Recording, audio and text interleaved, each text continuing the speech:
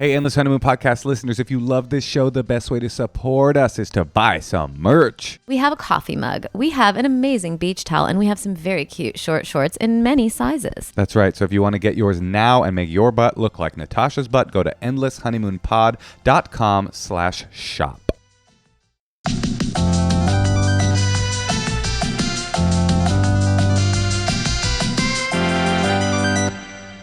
Welcome to the Endless Honeymoon Podcast. I'm Moshe. And I'm Natasha. And it's never more fun on the Endless Honeymoon Podcast than when we have a friend guest coming on. This guy that we have as a guest today is just a charming fellow, somebody that we've spent time with and someone that we just genuinely love, and also just someone that's so funny. Also, he just released his book, Before and Laughter, a life-changing book. He wrote the book for his 2-year-old son as he fears he will be too old when his son grows up to give him the best wisdom. Oh, that's a funny idea. It's like by the time you get your son's old enough to get your lessons, you'll be like so addled with dementia that you'll be like, "Ooh, who are you?" So you write the book early. That's actually true. I mean, not dementia, but my dad died before I had the opportunity to ask him the questions I would have wanted to ask him as an adult. But it's true. That's one of the great robbers is time. Sometimes time doesn't align with your schedule. So I like this idea that Jimmy wrote a book now that his son will be able to read by the time he's ready to get these lessons. Are you ready to get some lessons from Jimmy? I don't even think we've said his name yet. Let's welcome Snoop, Jimmy Carr. the one and only. Hey. Oh, I cannot believe your luck. I'm excited for you. It's me. Finally, a bit of glamour. No, we're pretty excited about it too. Tell me again who you are and what you do. Your home looks beautiful. Oh, thank you very much. It's very nice to see you. Yeah, good to see you too. You look great. Oh, can you turn mine down just a little bit? It's very early for us, Jimmy. Oh, is it? What time in the morning are we talking? What? 8:30. Oh, Jesus. I'm so sorry. I'm so sorry. There was no need for me to do this to you. Wait, this was optional? We thought it was some kind of England, there's no other option that I have kind of thing. No, but I could have not done it. I think maybe I don't think for any of us this is going to be the turning point, is it? I'm thinking... I don't know. I think we might really open up a channel, an English channel, if you will. Guys, this has been a lot of fun. It's been great to have you here. I posted that Jimmy was going to be on the podcast, and I got a lot of like, ooh, fun guest, exciting. Oh, see? Maybe your cynicism isn't really... I mean, I'm actually really good friends with a lot of Russian bots. So... Is that how your book went bestseller? Was it all bot? Went bestseller. Well, do you know what I did with the book? So the book in the UK, like most of your listeners are in America, right? So in the UK, I'm a pretty big deal, right? It's fine. I can sell some books. In America, I self-published because I couldn't get a publisher to publish it. That's my level in the States. Before and Laughter. This is like my favorite title now. And by the way, before we get into the book, let us just say we know you're a big deal in the UK because Jimmy once took us out to eat in London. And it was like we walked into like a David Geffen, Eyes Wide Shut, like ritual wealth of London ceremony. I'm not sure I've ever been to a restaurant quite like that. There were circus performers. There were people cracking beef Wellingtons. I want to go there. You went there. Oh, yeah. That place was awesome. I remember it. In fairness, we did, Moshe and I, as we always do, we drugged our women. That's right. No, I remember because I had some of the wallpaper. We had some of the wallpaper in our hallway. We had the bathroom. It looks like you maybe took some home. Yeah. Well, you had to. That was part of the entrance ritual, right? You couldn't get in unless everybody What was dropped. that place? I don't know. That place was called Annabelle's. It's like a little private members club in London that I took you to. That was nice. That was a nice night out. That was a nice night out. We don't have private clubs here unless you're an idiot. I think they do have private clubs now. I think my friend Scott has opened a private club in New York, and it's doing very well called Scott's Place. Zero Bond. It's called Scott's Place, right? It's just Scott's apartment, and you have to have permission to enter. No, I own a bit of it, weirdly.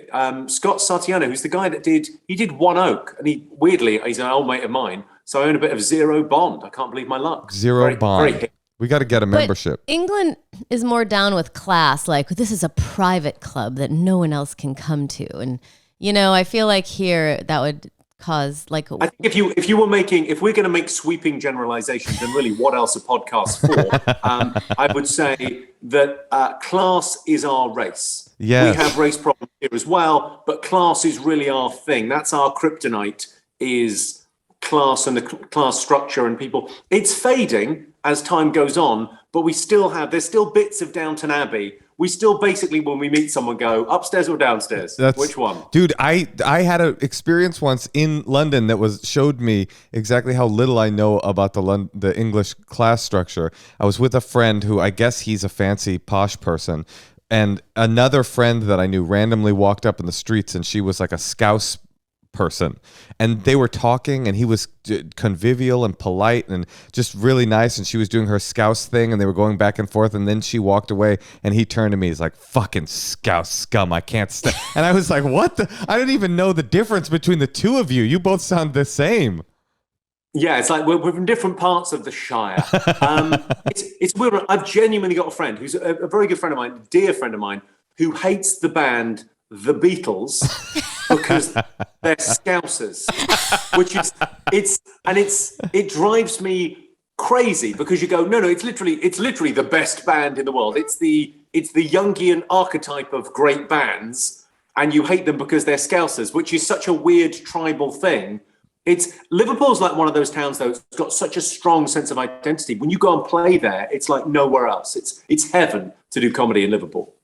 Wow, I want to go. Wait, I have a question. I'm good at accents. So if I grew up in England, I would just do an impression. Agree to disagree, Natasha? Well, that question started off as a statement of braggadocio, but I think... No, I'm just saying, what's stopping? Like, I guess my question is there, and when you meet someone and you're like upstairs, downstairs, can't you kind of fool people? And is it just accent? Oh, are there class grifters? I don't think it's just accents. I'd be pretty downstairs. I'm like an Irish immigrant. Like, my parents moved from a really rough town in Ireland to a really rough town in England. They just really like shitty towns. That's their jam. And then I'm like first generation kind of British, but like from an immigrant family. So I would be very downstairs, but I was educated beyond my intellect. So I sound fancy now. I sound fancier than I should. Jimmy, to be honest, like you've that. never fooled either of us. We always knew exactly what intellectual level you were at. Sure. We read the book. Wait, Jimmy, co-written by Spellcheck. tell us more about the book and where people can find it. I think you can find it on Amazon in the States, and it's before and after. It's an autobiography and a self-help book. I was going to call it Just the Tip. Take it from Jimmy Carr. But I felt like I wish I knew more porn stars, because it's a great title for a porn star book. Yeah, not the climate for you, honey. Yeah, it's not right. It's not right. I think it's that thing where I wanted to write a book that was kind of a little bit about me. People might have a passing interest in sort of a comedian's life, but comedy really is a metaphor for making your life better. And like I made a little change. I was quite late to comedy. I was about like 25 when I sort of first started doing comedy, which is relatively late for kind of taking an interest in it. And it felt like the thing that I did, like finding that purpose and thing that I wanted to do with life and to throw myself into, was kind of an experience that could be transferable. So it was something that I wrote about because I thought actually a lot of people, especially post-lockdown, are going, I can't go back to that office. I've got to do something new for me that I love doing. And I think we've all three of us have that problem where work is more fun than fun. Yeah, it's like an artistic hero's journey kind of a thing. That's the nicest thing anyone's ever said to me. Yeah. Well, that's interesting. I haven't gotten to read it yet, so that's probably why. I can't read, said Moshe. I was also 26 when I found comedy, and I feel like I was able to really throw myself into it in a very creative way, but also I was traveling light. Like I was away from my family. I didn't have a boyfriend. I didn't have kids. I didn't have a husband. I didn't have dogs. Like I had a little studio pad, crash pad. I did stand up every night. It's like, you really have to arrange your life in a way. Did you find that, to like be able to do that? Yeah, absolutely. I mean, there's quite a lot in the book about that, about how certainly in your early 20s, like it's that cliched thing of like, we spend our lives making money in order to buy stuff to impress people we don't even like. It's fucking crazy. We're buying shit we don't need to impress people we couldn't give a fuck about. That's love. And there's nothing you can get in a mall that you give a fuck about in 5 years' time. Nothing. So it's that weird thing where you kind of go, getting off that treadmill is not easy though. Like that thing of like traveling, like when you're 26, like leaving and going, I don't really care. And if it's just me, it's kind of great. Enthusiasm kind of gets you there for the first bit. Well, finding is very different. Like knowing yourself. It's like all those kind of wisdomy cliches about, to thine own self be true.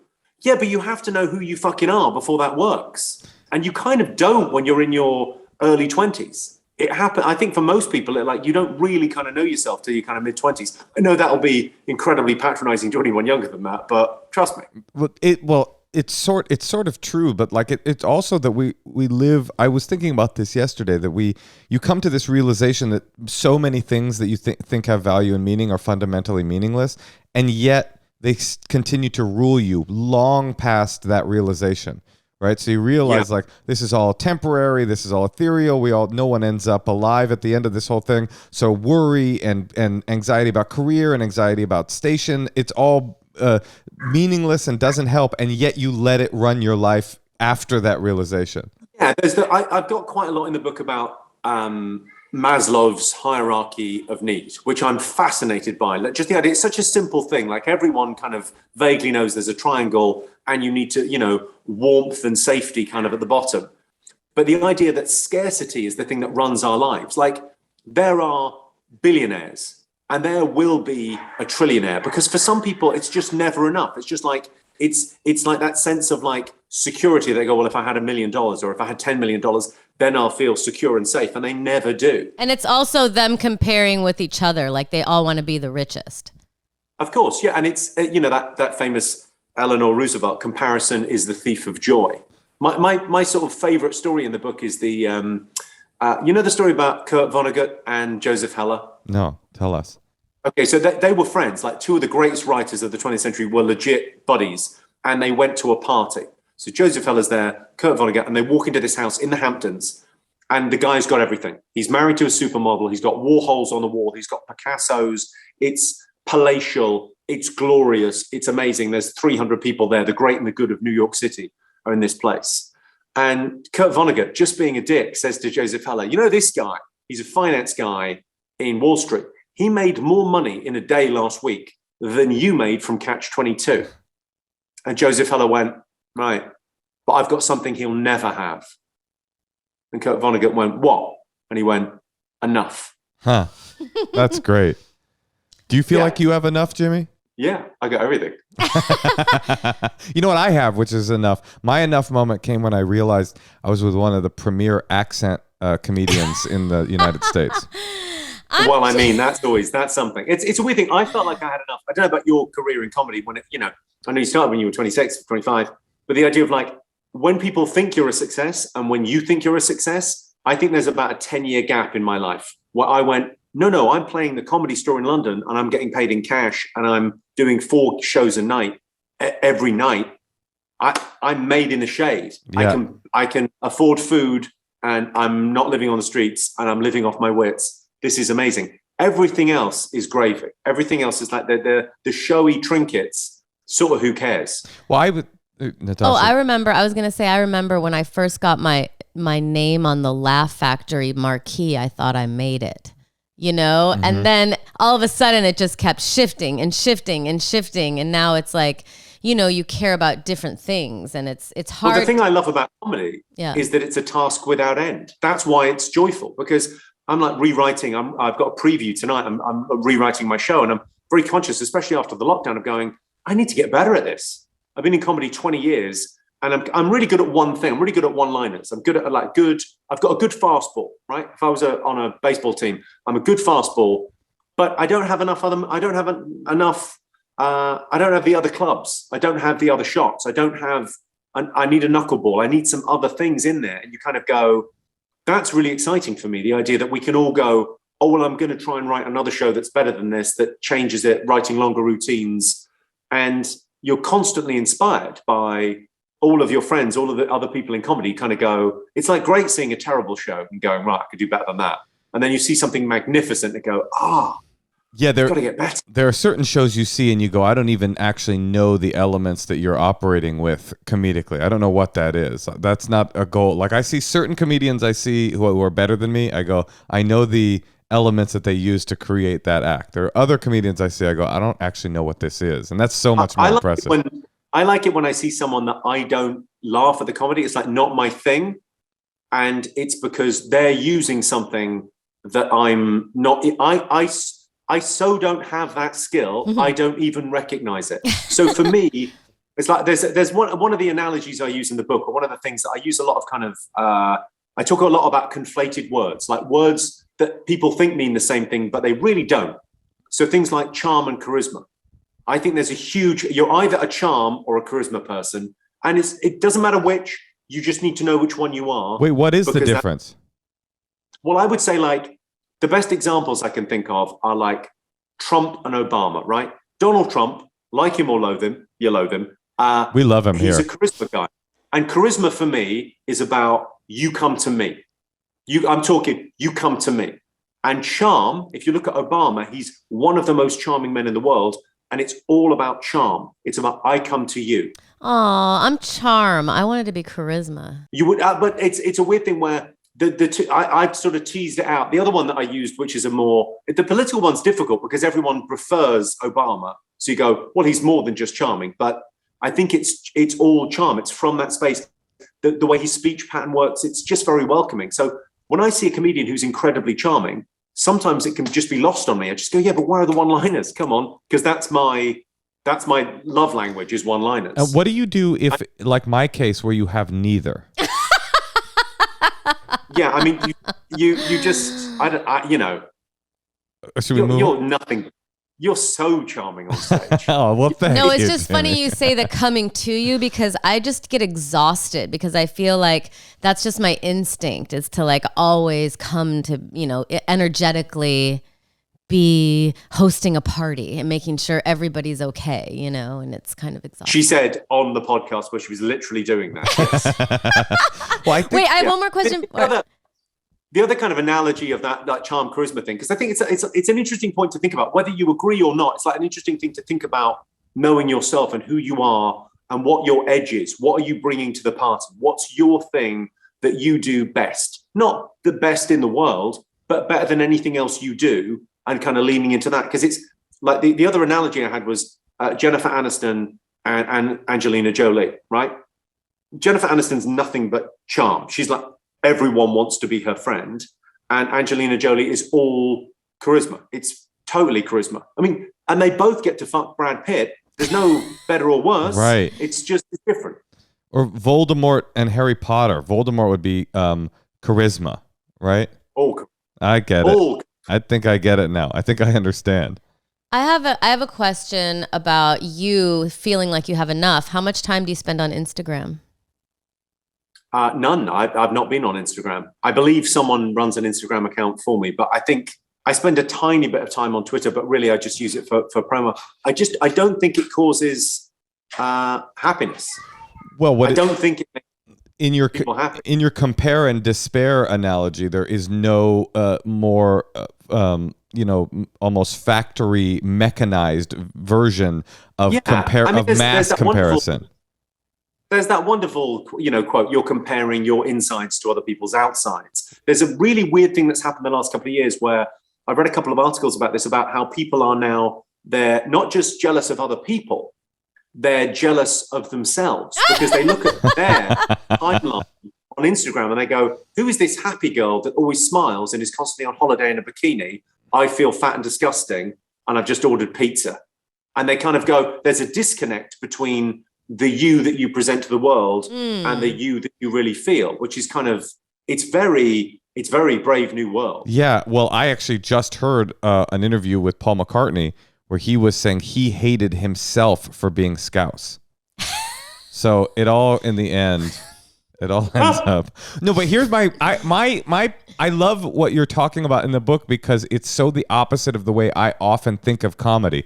You're saying it as this, it's almost this balm for the soul, this kind of, artistic healing mechanism. And I always thought about comedy in a way, even as it builds you up personally, it also brings down your worldview. And you've got such a dark worldview on stage that I wonder if you feel this at all, that sometimes I even wrote a joke about it. So, and I won't do the joke. I'll spare you the joke. But sometimes Do the joke. Well, it's sometimes the process of being a comedian is that you're looking at the world and you're kind of looking for the absurd, awful, negative, terrible parts of it. And that's really a lot of your comedy is like that. It can be very dark. But that's the whole of humanity is based on pattern recognition. The whole of the reason that we work as a society is because we're good at pattern recognition. And 70,000 years ago, when humanity got down to maybe 60,000 people, we were better at that than other species, right? That's the thing that got us here, right? So we had a couple of things in our favor. Pattern recognition is the skill of the comedian. That's what we're good at, whether it's observational, my life, the strange thing about it, being able to see that thing. Pattern recognition is like one of the superpowers of comedians. Completely. We're great. And that's the whole of humanity is kind of based on standing on the shoulders of giants, is about like science. Everything is based on, okay, well, if that works there, then it'll also work here. If it's true here, then it'll work there. Great. And then that idea of like laughter being one of the key things that brings people together. So I did a documentary years ago about laughter and really the history of laughter. And laughter is about 1 million years older than language. It's a different part of the throat. It's a different part of our physiology. So laughter is like remote grooming. So if you look at like silverback gorillas, right? Silverback gorillas can get to troops of about 50 or 60. But as soon as they get any bigger than that, the grooming, that gorilla's looking at the other gorilla going, I don't really know you, man. Yeah. I haven't groomed you in ages. And they break off into other groups. Humans have a thing called the Dunbar number where they're allowed to have bigger groups, right? About 150, because we don't have to physically groom each other. We can laugh together. And the laugh, the showing the teeth, the smiling, making that noise, makes the other person know this isn't a threat. This isn't a threat. So tickling's the most simple kind of example of it. And it allows us to have bigger groups and therefore more specialization. So I think it's absolutely fundamental at the heart of our humanity, this idea of laughter. And if you look at what's rewarded by linguistic ability and pattern recognition, we reward ourselves with serotonin. And the reason people laugh in groups is because that's what it's for. Like we used to live in those little groups of between 60 and 80 people for the longest time. And we'd reward noticing, oh, actually the rustle in the bush wasn't a tiger, it was a bird, and you giggle.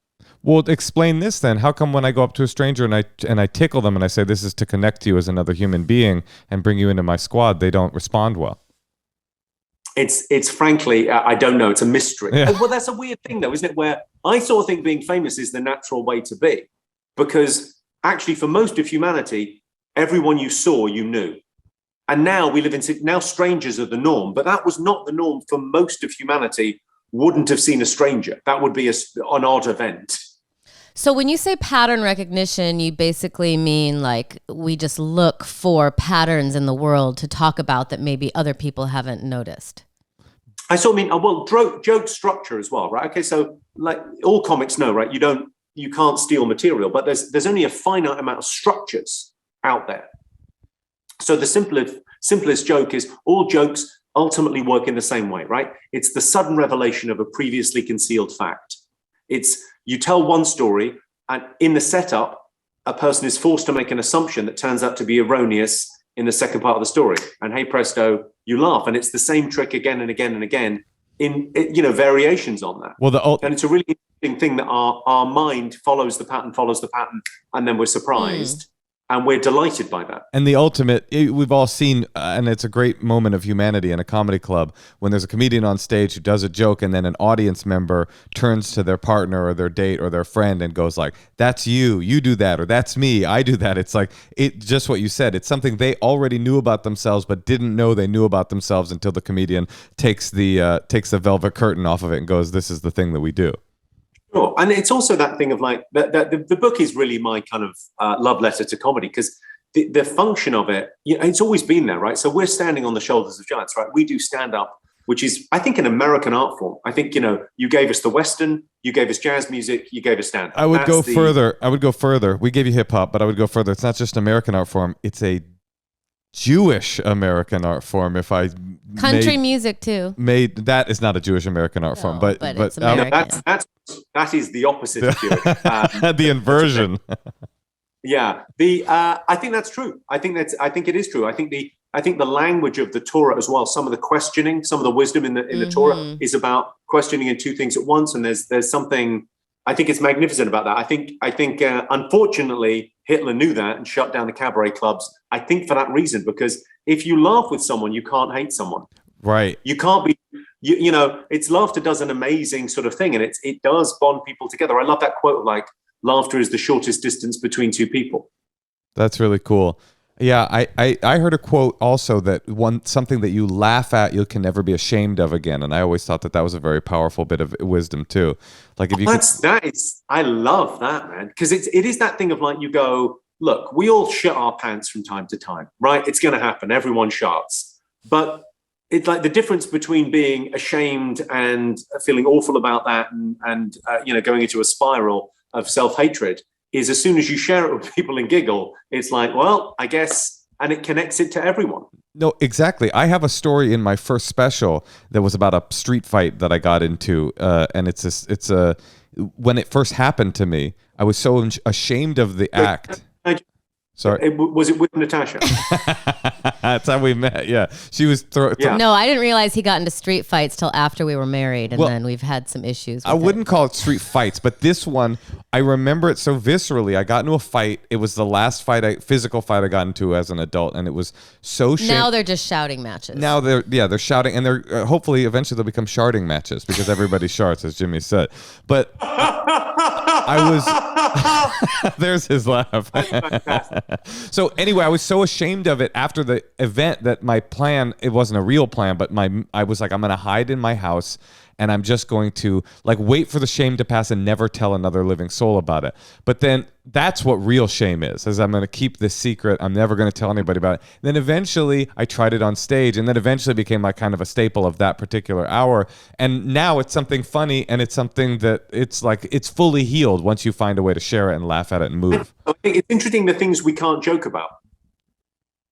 Because I think where there's no justice, where nothing's where it's not being resolved, when there's some level of resolution, we can sort of begin to joke about it.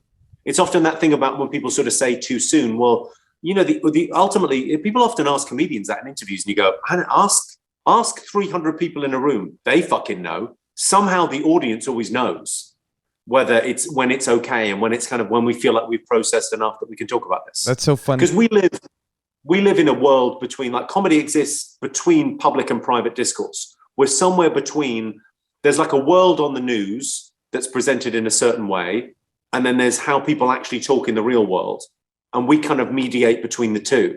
We're the one bit of the kind of, I suppose it's like tying us to like the trickster gods and jesters and, speaking truth to power, that kind of thing of like knowing, oh no, we can push it a bit further than that. That's how people really talk. It's funny you say that, because every time I've brought up, like when I try to riff on climate change, I find it to be the most challenging. It's not even offensive. There are topics that are offensive, and you have to write the perfect joke to make them funny enough to justify talking about the topic. But climate change, I feel like, is this radioactive. I'm sure somebody out there's got a great climate change joke. Just for me, every time I've tried to do something in the realm, I feel the audience not interested in going there. And that is the ultimate problem without a solution, without justice, because it's literally the ice caps are coming. I had like I'm working on a routine on it at the moment. And obviously, the love language is one-liners. So I always try and start with the one-liners of like, do you have Extinction Rebellion over there? No, what's that? So Extinction Rebellion is like this really sort of, I suppose they'd be painted as very left-wing, but I don't think they're particularly interested in party politics. But this group that like go and sit and they block motorways and stop things from happening in order to kind of bring attention to this, the COP26 and what we need to do in order to make the world better. But obviously the joke is, come on, Extinction Rebellion. Come on, it's not the end of the world. But I like the idea of like simple one-liners on that. And I love the idea of that as a topic, because my problem with environmentalism at the moment is you go, and my problem with self-help, the other reason I wrote this book was it's self-help and environmentalism are both, they kind of have got the same tone. It's a very kind of, it's very earnest. Everything's very, like Greta Thunberg is not wrong about anything, but my God, she's very earnest. And I find that a difficult flavor. That doesn't sort of chime with me. So I need it to be kind of filtered through comedy. I need someone to kind of go, well, obviously we're going to recycle and we're going to do our best and we're going to go on the protest, but I don't need the finger wag. I don't need to be told off, because that pushes me the other way. But that's why we need you. That's why we need Greta. I think Greta can only exist in this way. I mean, the thing is, we all need to get together and write little punch up for Greta. That's the solution to your problem that you're posing. It's interesting. Greta Thunberg really reminds me of Joan of Arc. It's like the idea that we had to find a child because we needed someone pure, and everyone else has like gone, well, no, I've been on holiday to Ibiza, obviously. Yeah, no, I flew there. Yeah, well, obviously. Yeah. Obviously I've got a coal-fired boiler, because obviously.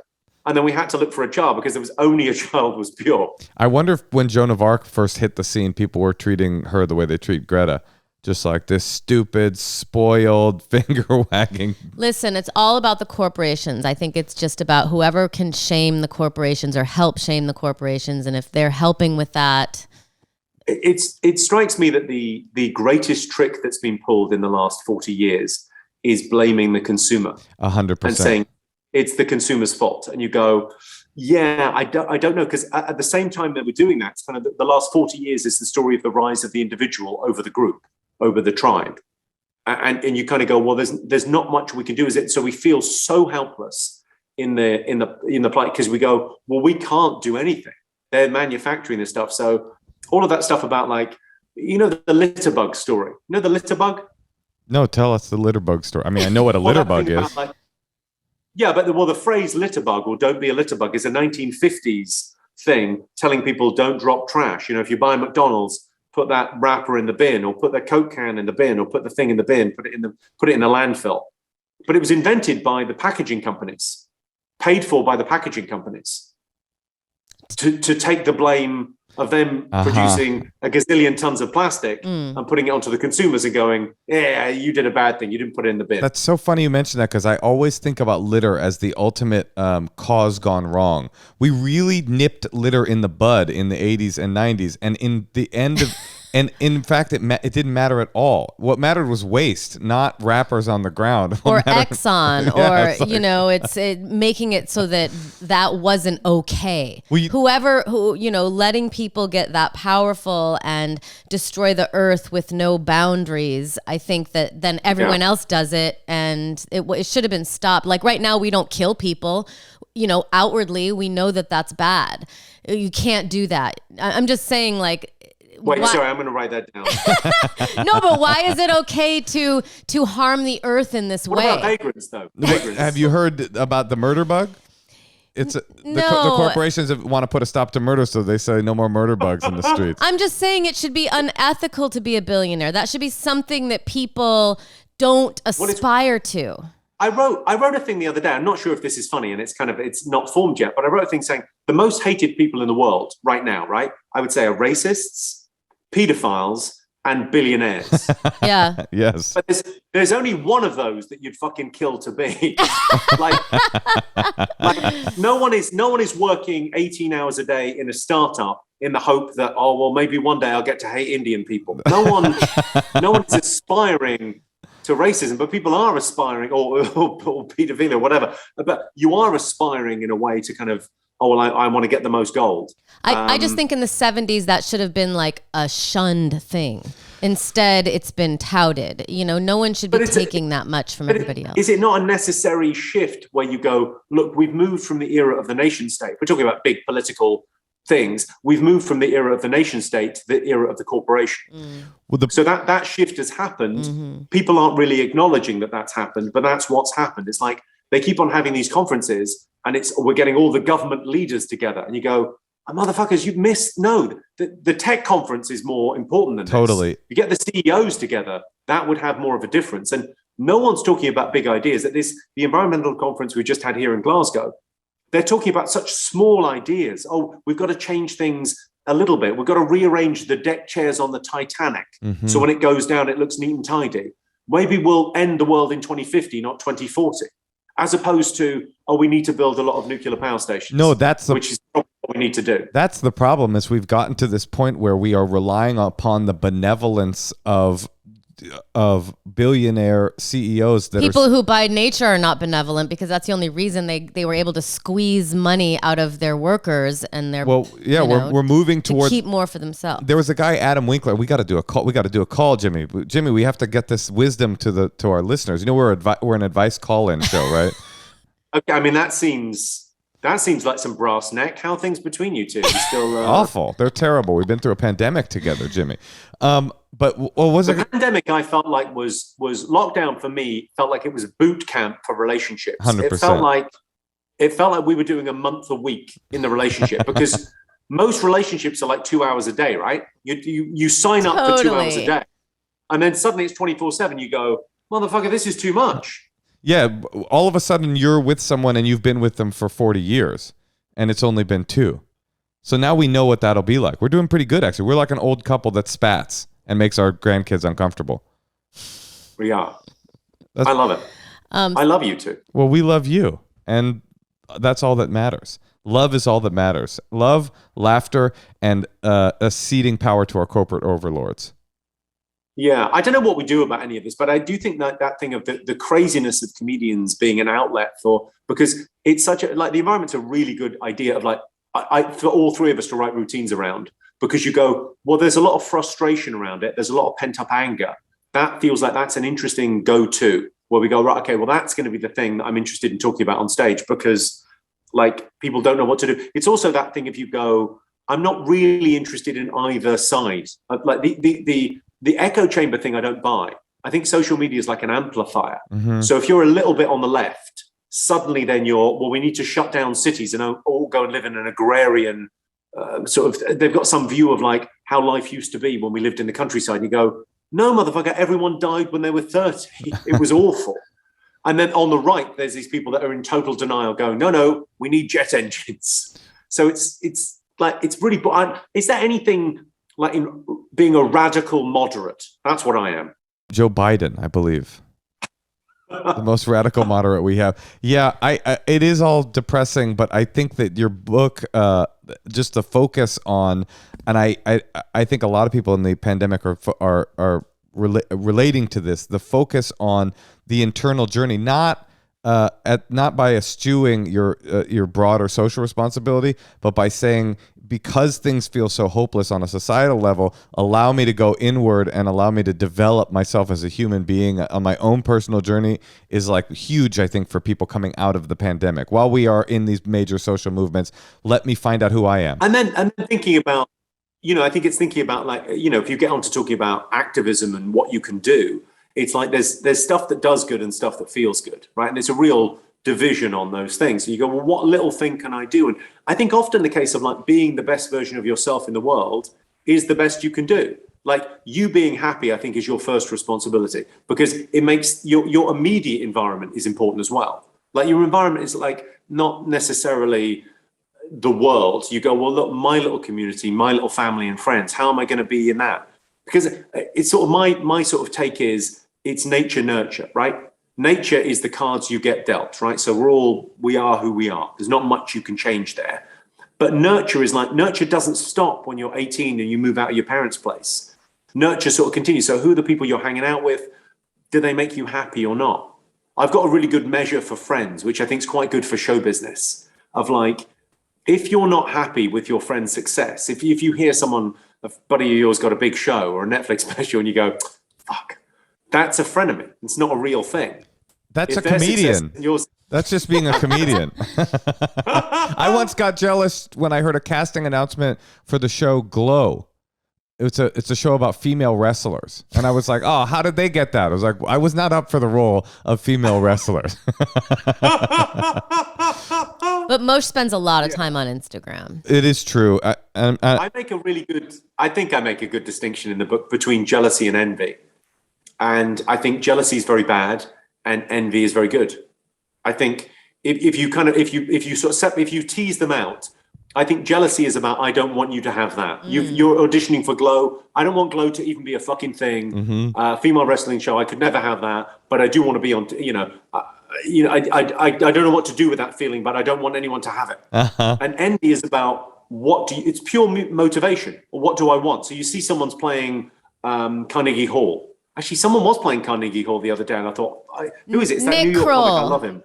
Or Gary Gulman. Nick Kroll. Or Gary Gulman. Gary Gulman. Yeah. It's Gary Gulman. Okay. And I watched his last special about depression, and I was so taken. I know Gary a little bit, but I don't know him well. I was so taken with him as a human being. I think he's a lovely man. I like And then him. I saw the other day he was playing Carnegie Hall, and I just went, I kind of, not welled up, but like went, oh, that is so fucking brilliant. And you didn't That's think, when am I going to play Carnegie Hall?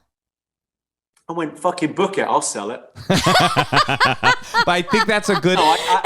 No, but it's an interesting thing to go. There's certain comics I'm sure you could name that I would go, oh no, I should be playing that. And for him, I felt joy. Yeah. I felt like that's fucking amazing. And I think it's interesting. I think envy sort of tells you what. But a part of me did envy him playing it, because I went, I bet that's really exciting to do that room and stuff. Right. And I would like, but I want him to do it as well.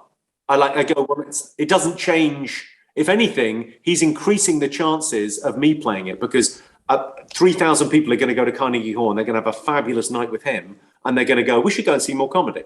Yeah, I think that is a good kind of bookend to this conversation, which is that with Instagram, social media, watching people on their journey, people that come to their journey late in life after the pandemic, if you look at other people's journeys of success or self-actualization or happiness or even activism and finding a way to change, and your reaction is, fuck them, I quit. That's the kind of jealousy version. But the health version is, wow, how inspiring. I want that. I'm going to do it too. And it sounds like that's a lot what you're talking about in the book. Yeah, I think there's something about that. Yeah, I think that thing of like finding your journey is a big, it's obviously it's a big thing for me, and I'm kind of I like kind of sharing that and sort of saying, well, I think everyone's got that. Well, I'm definitely reading this book. I feel like you talk about comedy so eloquently, and you have so many insights, and you're a wordsmith. The book is called Before and Laughter, with Jimmy Carr, our dear friend, and not a Scouse. So you'll be happy to read the book. Jimmy, can we do a couple calls and then we can let you go back to... 100% we could do calls. Yeah, let's do it. How about we call Alex in Chicago? Hi, Alex. How are you? Hi, guys. Hi, everybody. Hi. It's Natasha and Moshe and our friend Jimmy Carr. Hi, Natasha. Hi. And Jimmy. How's it going? Hello, I imagine you're very disappointed it's me. You were hoping for a big American comedy star. I'm sorry. I can feel it. Well, hey, I get to hear the accent, so that's always a plus. You hear an accent? But can you tell that he's actually from a lower class, but he's like been overeducated beyond his class, so he's kind of like, does he seem posh to you, or more like a common folk? Posh for sure. Yeah. I would. Well, it's all relative. You're from Chicago. The joke I was going to make, Jimmy. Posh for sure. Oh, yeah, posh for sure. What's happening in Chicago, Alex? How can we help? Well, I wrote in because I have a friend who will occasionally send me pictures of herself that I find slightly uncomfortable, because I feel like they include a lot more of her body than is necessary to show me what she's trying to show me. It's not like out of control. It's just like a little bit off, kind of like maybe something you'd send a significant other rather than a friend. And I never said anything about it because I didn't want to make the situation uncomfortable. But I don't know if, would you say something? Would you make a joke out of it to call her out, or just kind of accept that your friend just sends weird pictures? And can I chime in? I mean, really, you've asked for their advice, not mine. No, Jimmy, you chime in the most. We're on all the time. We want to hear what you have to say. Now, Alex, it's Alex, isn't it, in Chicago? Yes. Okay, and this friend of yours, is she gay? Yeah, we both are. And actually, our friendship began because she had a crush on me, but that was a long time ago. I see. And, Oh, yes, and I remember how crushes work. Sometimes you find someone sexually attractive, and then you forget about that. Oh, no, wait. I mean, I was hoping. Absolutely make out with your friend and see whether it works. You're already friends. She clearly likes you. I think. But what if I don't think Alex likes her back. I think that's the problem. And Alex, by the way, Jimmy got right to the marrow of your issue, which is that you weren't telling us the whole story, which is this was somebody that was hitting on you in the past and now is pretending to be your friend and going like, hey, what do you think of this new blouse? And it's her vagina. Yeah. It's been a very complicated situation because she is married, and she was just like realizing her sexuality for the first time. And so originally that weirded me out a little bit more because I was like, I think she is hitting on me. But that was like a year ago. And I would hope that at this point it has moved on from that. She's like, at this point, knows she's gay. She's separated. She's dating another woman. So I don't know what's going on with me. I think you might be. So when she first met you, you awoke something in her. She was married to a man. Yes. And then you're the thing, Alex, that she went, do you know what? That's the flavor I need in my life. She's beautiful. I want to be with her. Not just her. I want to be with women, but also with her. You're her first. You're the one that, you're the one that gave her the sort of the strength or whatever, or gave her the impetus to go, I've got to, get rid of this marriage. I've got to separate. I've got to be with someone else. I think you're a hugely important part of her life. And I think maybe you should, hit that. Why do you keep trying to get them to hook up? She doesn't want her, Jimmy. Well, let's ask Alex. Why don't you want it? Do you find her attractive? Well, no, I mean, she's a fine person, but like I told her from the very beginning, because you're totally right about all that. I was the one that sparked that initially, but I told her way back then, like, even if you weren't married, this would not happen. She's not your type. Yeah. I have an easy. By the way, I think it's so funny. It's just straight guy city over here. It's just like, well, I think it's hot. I think you guys should hook up. I mean, that'd be my advice. 10 out of 10 times, I just think no. But here's my question. Tell me when you want me to chime in. Oh yeah, well, No, sure. go But ahead. I have a question, Alex. Do you have a partner? No. Do you even a currently. little bit?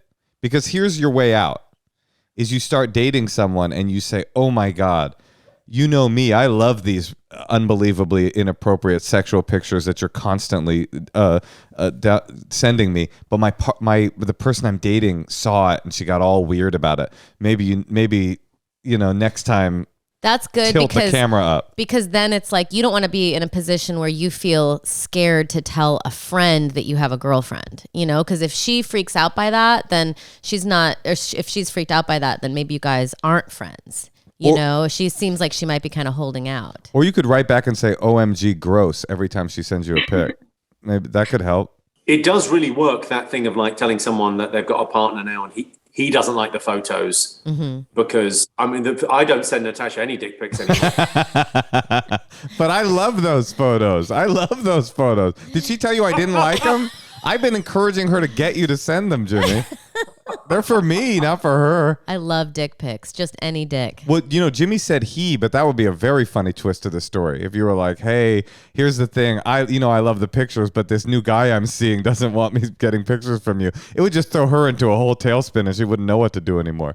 What do you think, Jimmy? What's your real advice? How do you get someone that you have a platonic friendship with that keeps sending you mildly suggestive pictures because you're her gay, North Star, and she wants to get to you, but she never will? How do you desexualize?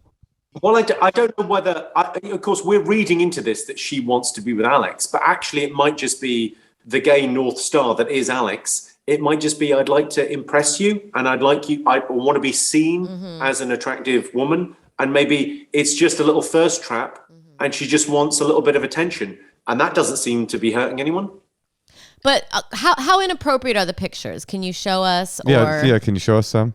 Yeah, I sent some. I think the most recent example might actually be the worst one. It's where she's sitting in front of the television. Can we see it? Hold on. We're going to put it up. Because I just want to see like if it's like way, way over the top, like you need to not respond or, Okay, we actually have the photo and we're going to hopefully be putting it in the Zoom.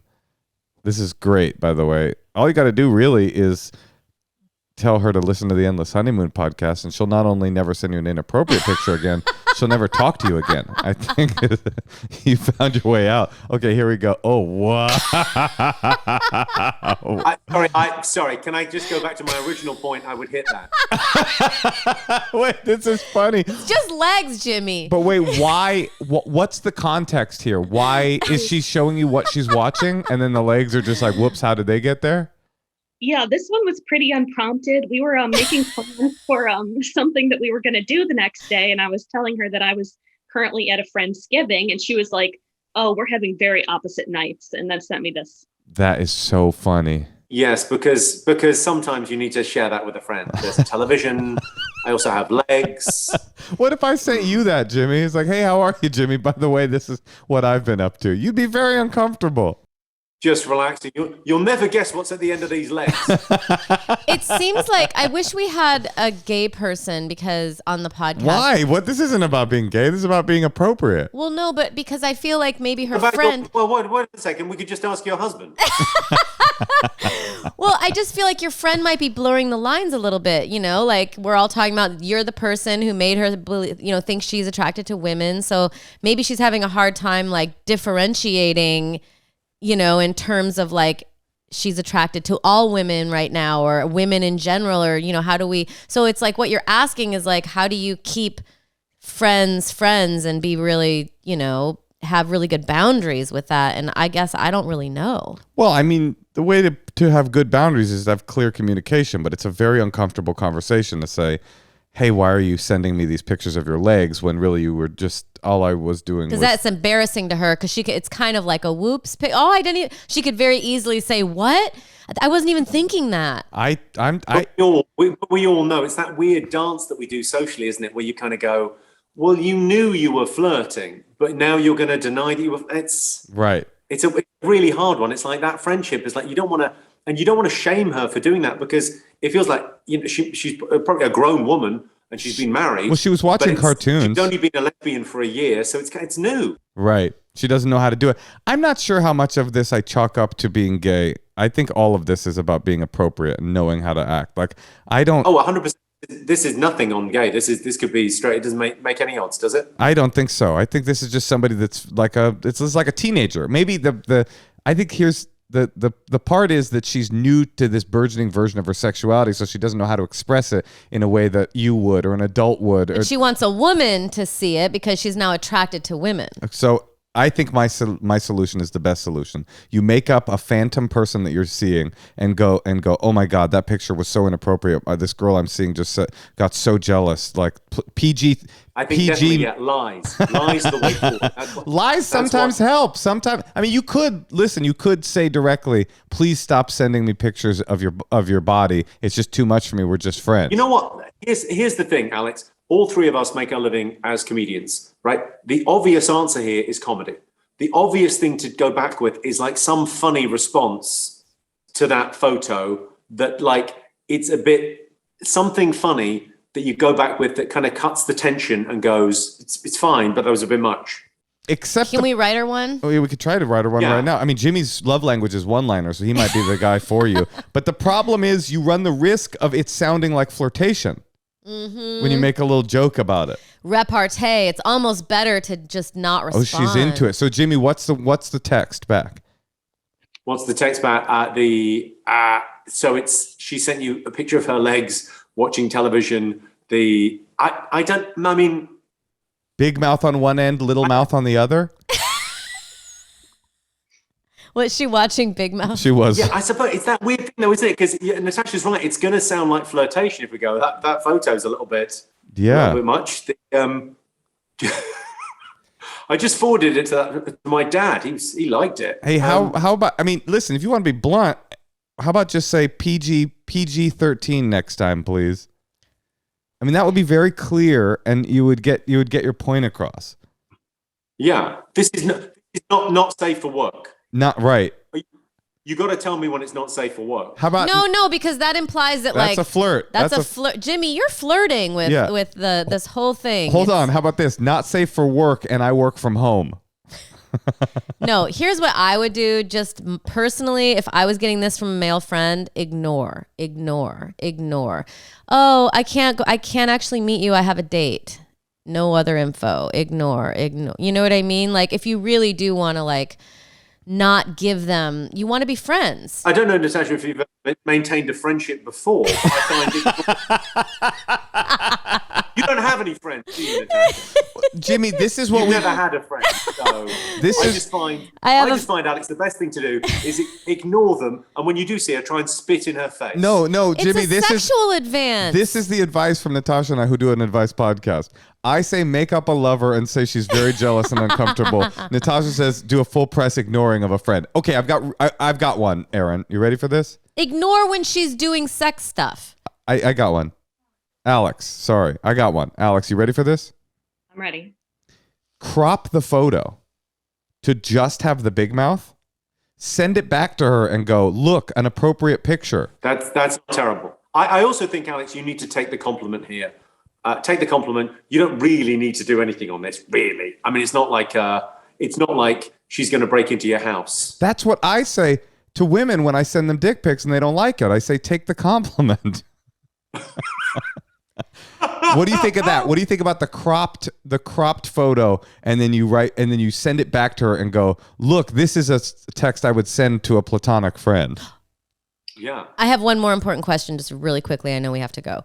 Alex, does she know that there's no chance? Have you ever had any talk about that or anything like that? Yeah, like a very long time ago when she first admitted that she had a crush on me. And what did you say? I said, this will never happen.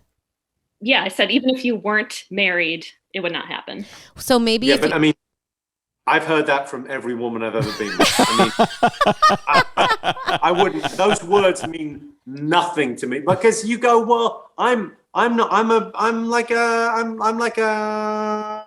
No one sees me and goes, that I need that in my life. But occasionally you meet someone, you grow on people, like a mole. I got it. Okay, but let me just finish what I was going to say. I think what you should do too, if you ever sense her flirting in person, you have to, at the moment, if she's drunk or whatever, and say, listen, I really like being friends with you. I think you have to make that really clear in the moment if you feel it, if you feel her coming on to you energetically. Well, that's what I'm saying. Do the crop and send it back with the text, look, I did the we're just friends crop. That's great, because that's funny. I did the funny and I did so the two versions side by side. If you draw a little thing around it, this is the appropriate area, this is the inappropriate exactly. space. It's really funny. And it's like, it's not, and actually if she takes that the wrong way, then there's nothing you can do. And it's not embarrassing for her because you turned it into a light joke. You diffused it. And if she sends you an inappropriate picture after that, you are dealing with somebody that is unstable and you need to run away. All right. I think I got it. Make a joke, crop the photo, diffuse. Yeah, and don't lead her on. And maybe if you don't want people to fall in love with you, maybe don't wear the pink hat. It's too adorable. It's true. In some ways. I mean, really, how much of it was you? With your little button nose, looking gorgeous. All right. Do you think you can do it? All right. I think I can. Thanks, guys. All right. Thank you. I mean, that is a great problem to have. I know. I'm too attractive. I had a feeling by the end she kind of hated us. That was the vibe I was getting. No. I think she's probably a big fan of you two and went, who's this guy? No. Why is Mr. Bean giving me advice? All right. Wait, Mr. Bean, do you have time for one more? Yeah, of course. Yeah, this is lovely. Do we have one more? Oh. I think how much time? Let's do two secrets. Okay, Jimmy, remember we were talking about earlier that secrets, things you keep secret are the things that you're ashamed of, and that once you can laugh at them, you'll never be ashamed again. That was sort of the foundation principle of this other segment of our podcast called the Secrets Hotline, where people call and they leave on our voicemail their deep, dark secrets. We thought we could maybe play a couple for you, and then we could just riff on them. As a percentage, how many of these are I'm having an affair with Natasha? In a very Irish English, seems like they came from a working class background in Ireland, but then they were educated in kind of a my lovers are all intelligent. That's what I would call the hotline with every week. hey, it's me again, Jimmy. Stop calling the hotline. All right, let's hear one. Hi, so I have a secret. I'm a bit older now, so I realize my mistake, maybe. But when I was younger, I stole a TV from one of my friend's grandparents. Long story, I don't have enough time to explain why this happened. Still hold it. No one ever know. I've never told anybody about it. Years later, they paid off my private student loans, which was pretty major. Still yet to confess. But they're both die-hard Trump supporters, and I always say racist and homophobic things when I visit them, so I don't really feel that bad. Thanks. Bye. There's a lot of twists and turns there. Did you catch all that, Jimmy? I think this is fantastic. You did a good thing. You stole a TV that was tuned to Fox News and you put on CNN. This is fantastic. You did the right thing. You're doing God's work. And took some of the funds that were going to go to like Koch brothers anti-environmental activism organizations and went to pay off her student loans. I mean, yeah, but she stole the TV before she knew they were Trump supporters, so I don't really buy that. Right. Her logic's a little off. I think she knew. I think there was a latent, like before Trump came along 10 years ago, there were Trump supporters. They just didn't have anything to hang it on yet. Right. They didn't know. It was like Weimar Germany, if you will. Yeah, they were out there. They were ready to pounce. It's an interesting one, isn't it? That thing of like the guilt that she feels is punishment enough. That's the only punishment, is you feel bad about it and they did a good thing which made it even worse. She's not going to ever steal anything else again. Did you see Gandhi? I'm sure you have, right? The movie? Yeah. Yeah. I haven't seen him around for a while, but yeah. There's a great scene, very powerful scene at the end of Gandhi when the fighting is broken They out. pronounce it Gandhi, honey. Gandhi. Oh, I'm so sorry. When the fighting is broken out between the Muslims and the Hindus in India, and a Hindu guy comes to Gandhi, and says, "I killed a Muslim kid. What do I do?" And Gandhi says, "You adopt a Muslim orphan and raise him as a Muslim, and then your debt will be repaid." So what this woman needs to do, according to the wisdom of Gandhi, is find a very poor, conservative old couple and buy them a tube television and put it on Fox News. And when they watch it, that feels like this is a $30 problem you caused.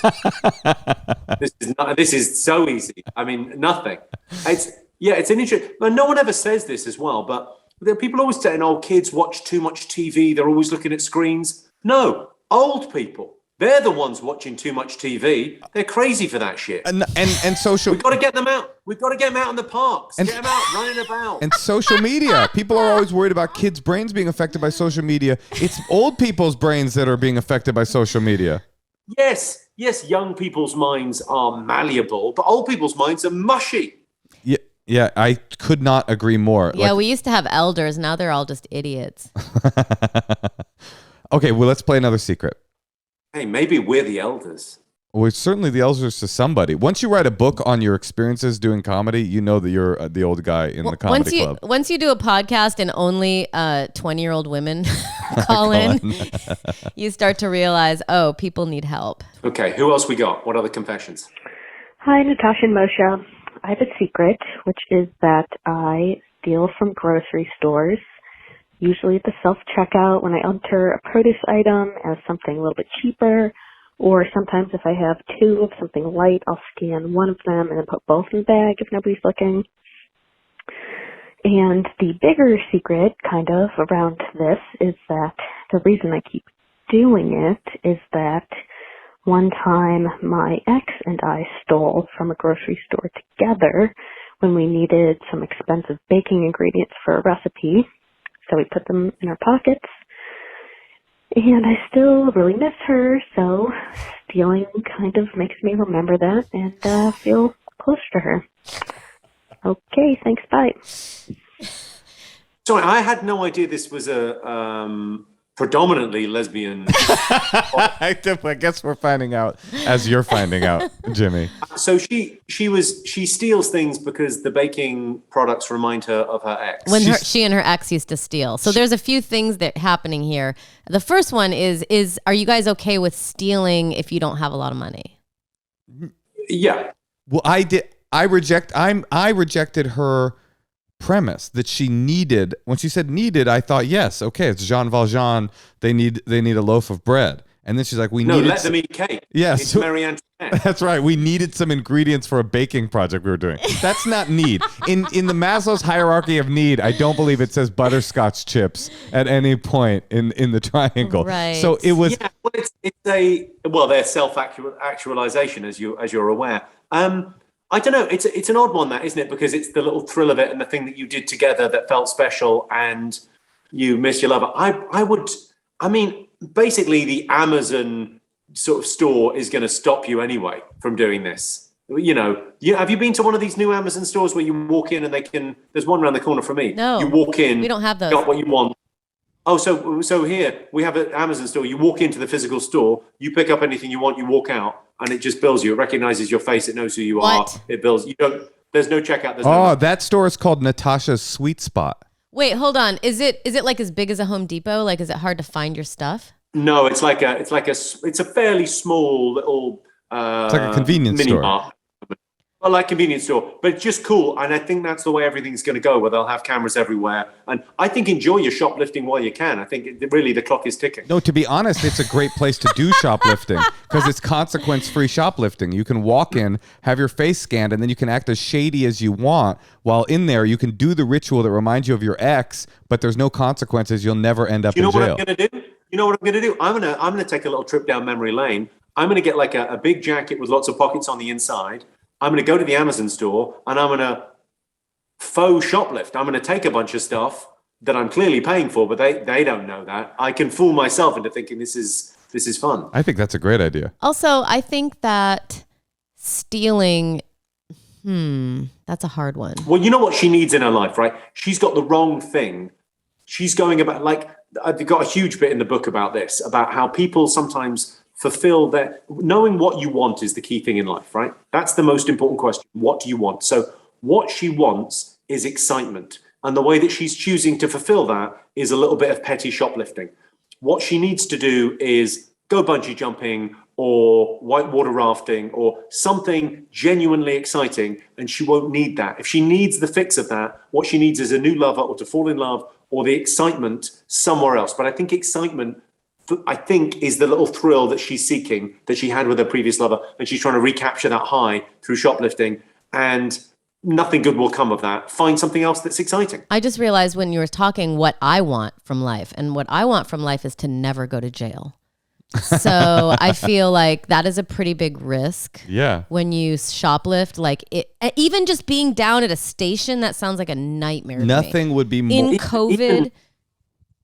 No, I'm now imagining you in jail. like if they do another series of Orange is the New Black, I think you would be a goddamn boss in prison. I think you would do well. I mean, I think you'd do fantastically. Okay, well, thank you guys. Sure, you would pretend you didn't want to be turned. You'd put up a but bit then of a she'd fight become. Because, and I'm only really saying that because I know this podcast is exclusively listened to by lesbians. I was going to say she could become not only the host but a listener as well. Okay, Jimmy, do you have enough time for us to do one more call? I do. I'm loving the show. Oh, that's great. We're going to call Hunter in Maryland. I love the idea that I would be good in jail, though. I never thought of that. Well, I love the idea. Or that I would thrive. I love the idea of going to jail for chocolate chips. I mean, there would be nothing more embarrassing, no more embarrassing origin story in a city jail than what are you in for? I think they would assume that it was a street slang they didn't know. What are you in for? I took some chocolate chips. Oh shit. Okay. Don't fuck with that person. No. That's a dangerous prisoner. Okay, here we go. Okay, we're going to call Hunter in Maryland. Okay, we have Hunter on the line, a big Bruno Mars fan. Huge. Hi, Hunter. Hey, guys, what's up? How you doing? Hey, sorry to interrupt you from your work. No, you're good. You're good. You're good now. It's Moshe Kasher, Natasha Leggero, and our friend Jimmy Carr. What's up, guys? What's up? We're very to see you. I like the way that Bruno Mars poster is a great idea because they're all life size. Exactly. He's a teeny little guy. Is that's what's going on there? Exactly. Yeah. You know, he just keeps me going. That's cool. So, are you calling in from your little brother's room, or? Well, no. I was just calling in. Like, this is one of the rooms in the house that has a desk. So I was just trying to find this one, but But yeah, no, I just wanted to call in and say I actually do have some. A question for you guys. I'd like to get some advice from you guys. Yeah, go for it. Kick it. So, really, if we could cut to the chase, please. Yeah, sorry. Yeah, we would sorry to disrespect your process. Go for it, Hunter. No, you guys are good. You guys are good.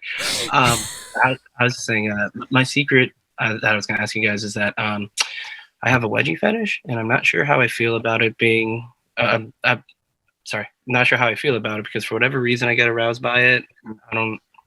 Not really sure why. I just do. And then I guess I was just asking any advice on what to do and how to deal with that in relationships. Hunter, I'm made of questions right now.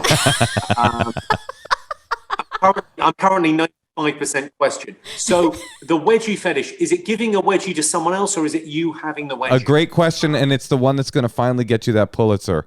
Yes. I don't know. I think it's someone else doing it. Like, no, but Hunter, I think he's asking, like, is the wedgie up your butt, or is it looking at it being up someone else's butt? It's looking, I guess. I don't know why. It's just been one of those things that honestly, I don't know. Yeah. Hunter, like, everyone's got a thing that. Were you given a wedgie by some? Is there some kind of, if you're Batman, Hunter, and to me you're very much Batman, there must be a moment where your parents killed in front of you. I mean, I don't know. I don't know if I was just like when I was younger and I was just watching a lot of cartoons with it, and I just so when you would into what it is now, but when you were young and you would see a cartoon character get a wedgie, you would get aroused. I guess that's how it started. Got it. Interesting. I think this doesn't sound like it's going to be a huge problem. Have you tried it yet on a partner? I mean, like once or twice. That's the thing, though. I don't know, like and they've been like, yeah, I guess I'm okay with it, but I'm like, okay, like how do I get through that? You know what I mean? Well, again, Hunter, I'm a comedian of some note from the UK. I would say you need a bit of humor in this. It's kind of a fun thing to be into wedgies, right? So we're taking you seriously. We see you, man, and we think it's funny. It's a funny thing. It's from cartoons. That's how you know about it. Exactly, yeah. So when you tell a partner about it, you need to go, I'm into this silly thing, and you make it silly and fun, and then I think you're good. Like, who's not? That's great. And I think dropping a bomb and even the words wedgie fetish doesn't sound, like I wonder are you guys tell me, is it inappropriate now? Like, can you do it in the moment a little bit in the heat of sex? Wait, or do is this what? Do the wedgie or talk about it? or do you have to talk about it before? Yes, you have to talk about it. You can't just yoink someone's underwear and be like, are you into that? Yeah, I guess you're right. You got to talk about it. I think you could talk around it. You could go, I kind of like the way your junk looks when it's tight, or you could basically reverse engineer a wedgie and say it in a different sort of way. But Hunter, just tell them you're into wedgies. But how? For whatever reason, are you straight or gay? I presume gay if you're listening to this podcast. I am straight. Okay, so it's women that you want to do it with. I have a question. How aggressive does the wedgie need to be for you to get turned on? Does it have to be like a bully move, or can it be like a hot tug? No, not really. Just kind of not really that. Just kind of just normal. Like it was just in general, I think. So yeah, it doesn't really have to be aggressive or anything. Hunter, are you sitting down, Hunter? Yes, I am. Okay, great. I'm going to say camel toe. I'm just going to put it out there. What are you looking for in the wedgie? What's the end result? What are you? If you're wedgieing a lady, what are you looking at here? What's the area? Is it the pants? Is it the junk? What are we? I'd say maybe a little bit of both. I think it probably started that way. And I think you're looking for a camel toe you could park a bike in. A big wheel. I guess. Can I suggest you don't have to have this doesn't have to happen the first time you have sex? Can you see if you have sexual chemistry with someone and if you like it, and then maybe bring it up? Yeah. That was the thing too. I figured I wouldn't do it like right away. Obviously, I figured we need to get to that part first, and then. Can I ask you a question, Hunter? Is this your bedroom? This isn't my bedroom right now. No. This is someone else's bedroom. This is a younger person than you's bedroom. Yeah. Well, I mean, got it. Like, that's right now. It's kind of like a spare room that we turned into a bedroom. So. But like, whose Bruno Mars and anime posters are those? Those aren't mine. My sister would put them. I got it. Now Moshe has established that you may be heterosexual. Let's move on. Okay, I think this one's easy. Actually, do you know what FetLife is? I've heard of it, but I'm not like familiar with it. FetLife is a dating platform and online forum for people with fetishes up to and including one as specific as wedgie. I've never heard of that one before, but there's so many fetishes in the world. I feel strongly that if you make a FetLife profile and say I'm into wedgies, you will find your woman that's into getting like junior high school bullied. Hunter's learning about that website for the first time, and so's Natasha. That's interesting. But you and I, we're old. But sometime. It's actually how we met. Yeah, Jimmy and I are old friends from FetLife. Well, Moshe said that's how every young person meets now is online. And I'm always saying, how are you going to know that you have chemistry with just some random person who's... Let me throw this out to you, Natasha. Yeah. If Hunter's into wedgies, the odds that he'll have chemistry with the one other woman in America that has a wedgie fetish is 100%. They will have chemistry because they're both into this very What specific if he's not thing. attracted to her? What if she's like 60 or something? If he's not attracted to her, she'll turn around, pull her chonies up, and he will immediately become attracted to her. Another thing... I want more detail from Hunter. Hunter, is it thongs or is it like granny pants or what are we talking about? Like, I don't know. I think it's just I think it's like the funniness aspect to it, I think is what it is, basically, of just like seeing that, I think of what it is. And then especially like, I think going back to like what you were saying, like seeing that, like the cartoon thing, but then also like just seeing if that happened to like... But you're not answering the question. Thongs? It's both. I mean, anything. Really. Anything going up her ass. Basically, yeah. But when you which is actually one of my search history things.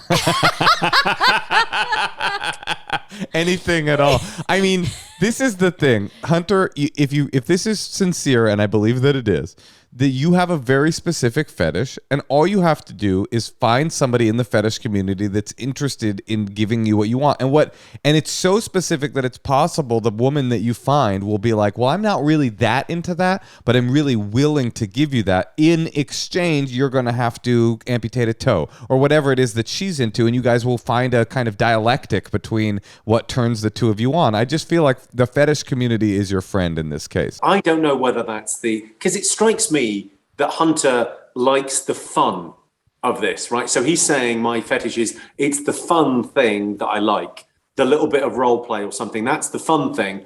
I wouldn't base a whole relationship around it, Hunter. I don't think it's that huge a thing. I think just if you're with someone and she likes you, it's a bit of role play. You're not going to leave a mark. You're not going to tear her panties or whatever. Yeah, but be gentle. But you are going to take her lunch money though, and she might not appreciate that. Probably, yeah. No, and that's the thing, yeah. And like, I'm not gonna base. It's like what you said. I'm not gonna base a whole relationship around it. I guess it was more of like, when do I bring it up, type of thing. Well, so I gotta tell you, yeah. Have to be a little bit lighter and funnier when you bring it up. Yeah, exactly. I mean, it's a no from me. Yeah, Natasha's not. She's not the one for you. But if a guy said that to me, I have a wedgie fetish, that's a no. Isn't there a way to do it as a euphemism that it's not I have a wedgie fetish? It sounds aggressive to me. Like, I don't know. You'd have to be so charming. You married a man wearing white jeans. What are you getting on your Hey, wait a minute, Jimmy. All right, you're not in Duran Duran. I'm sorry. Oh, Jimmy. I'm just saying, just tread lightly because and try to be fun with it. And you're right, though. It does sound a wee bit aggressive. And you don't strike me as an aggressive guy in any way, shape, or form. You strike me as quite a fun gentleman. So, That's why I'm suggesting FetLife, because you'll find somebody who there'll be nothing shocking. And then you can find if you have chemistry with that person. I'm not saying make this a full-time dominating dom-sub relationship where she pretends to be a junior high school student and you pretend to be the quarterback, and every time you see her in the hallway, you yoink her. I'm just saying find somebody that's a freak like you, and you guys will maybe find happiness together. All right, perfect. Thank you, guys. All right. Good luck, Hunter. Hunter, I hope you find the dork of your dreams. Somebody you can really bully around the halls of the school. He's cute. I think it's going to work out. It's going to happen for you, Hunter. All right, farewell. Thank you, guys. Bye-bye. Better a guy into something. Sure. That's your first heterosexual caller, yeah? Jimmy, you're obsessed. This show is lovely, by the way. Well, you're lovely, and we miss you, and we can't wait to see you again. I'll be back soon enough. Turn up like a bad penny. Well, wait. Will you let us know when you're in LA though? I think April is when I'm next going to be there. Yeah. Maybe we could host a dinner and. Oh yeah, maybe we can have you over. We could bring you to one of our more sort of exclusive and elite places to eat here in Los Angeles. I've been to it out before. Wasn't for me. The what? What's I've been that? to In-N-Out before. Oh, Really. In-N-Out. I love In-N-Out. Sorry you broke up. Jimmy, the book is called Before and Laughter. You can find it on Amazon if you want more wisdom from the mind of Jimmy Carr, one of the great joke writers, one of the great comedians, one of the funniest people and the sweetest, a dear friend. And we miss you. And a father. And a father at that. The greatest role of all. The greatest role of all to me is Wedgie Man. Wedgie Master. Wedgie Master 3000. This is the worst episode of the channel there's ever been, but it's been fun. An oldie but a goodie, Jimmy. Thank you for joining us, Jimmy. We miss you. And thank you. see you guys soon. I gotta go and do a show. I'll see you soon. Okay, Take have care. fun. Bye. Great. Kill it. You're the cutest. Well, Natasha, that was a lovely hang with an old friend. I want to go back to London. I know, but then I just realized my friend had a party yesterday and I didn't go. While doing this podcast? No, you I'm realize saying that? like I'm always like, I want to be social. I want to see people. And then when it comes down to it, I'm still stuck on lockdown. You know what you got to do? I got lockdown in my heart. You know what you got to do? What? You got to break that lock. Okay. You got to shake those chains of love and get out in the world. You just got to force yourself. That's what I do with stand up. I don't want to do it. I'm down to like stay here and watch Netflix for the rest of my life. But I'm like, nope, I'm going to go do a set because I want to train my brain to get back into the world. I don't want to become institutionalized. Yeah. I mean, it's like it used to take me so much energy to just get outside. Well, speaking of energy, if this may be our longest episode ever, I think that we need to get our listeners outside, and you and I need to go outside as well. Let's go for a little walk around the block, Natasha. Okay, I would like that. Get some air in our lungs. If you would like to leave a secret on our secrets hotline, go ahead and give us a call. 213-222-8608. Or if you don't want to call, send us an email at endlesshoneymoonpod@gmail.com if you want to be a guest. Yeah, we're on Instagram, we're on YouTube, and you can find us where you find your podcasts. And Natasha, before we go, I have something very important to tell you. Oh, what's that? I want to give you a wedgie so bad. And I love you. I love you too.